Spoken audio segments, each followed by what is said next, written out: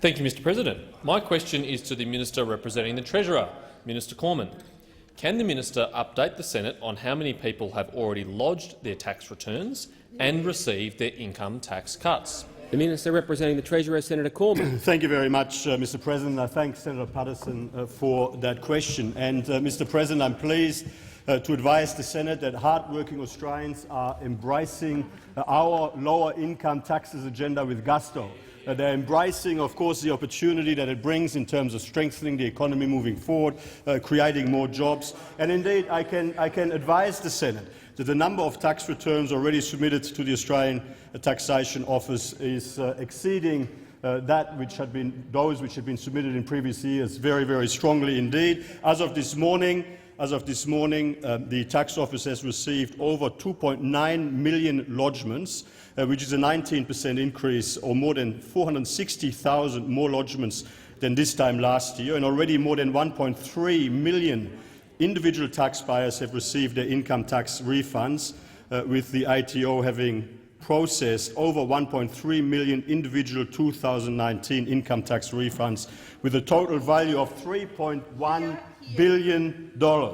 This equates to an average tax refund amount of $2,381, and as Senator Payne quite rightly says, that is real money.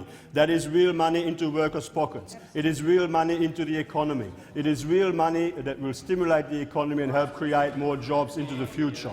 And of course, on behalf of millions of Australians that stand to benefit from our lower income taxes agenda, we again thank the Senate for having strongly in the end endorsed our plan for lower taxes and a stronger economy and more jobs, even though it took some perhaps a bit longer than others. In addition, the ATO has received over 1.3 million calls, which is over 500,000 more than this time last year.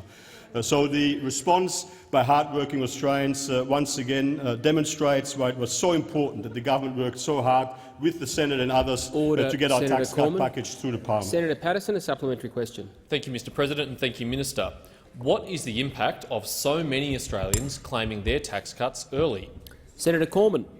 Thank you very much, Mr President. Well, what it does is it ensures that hard-working Australians get to keep more of their own money.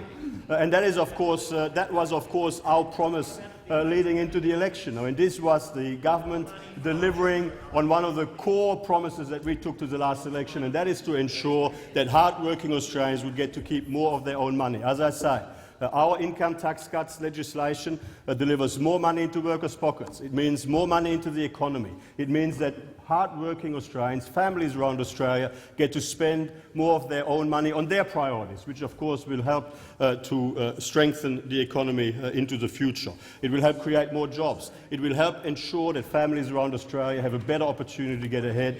And again, I mean, we will continue to explore opportunities for lower taxes, but we of course know that the Labor Party will continue to stand for higher taxes, which would lead to weaker growth and a weaker economy. Order. Senator Patterson, a final supplementary question. Thank you, Mr President. Minister, I hope the answer to this question is no, but are there any risks to the personal income tax cuts that the government has legislated? Senator Cormann.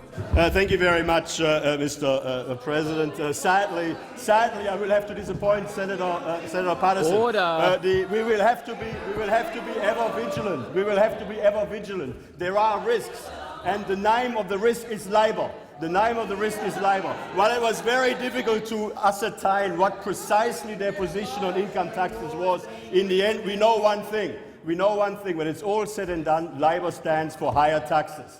And higher taxes would mean a lower growth, a weaker economy, a weaker country and fewer jobs. Well, of course, the Australian people can rest assured that as long as we are the government of Australia, we will stand for lower taxes, stronger growth, more jobs, better opportunity for Australians to get ahead. And of course, that is the agenda that we took to the last election that was overwhelmingly endorsed by the Australian people, and that is the agenda we will continue to prosecute over the next 3 years, all the way to the next election.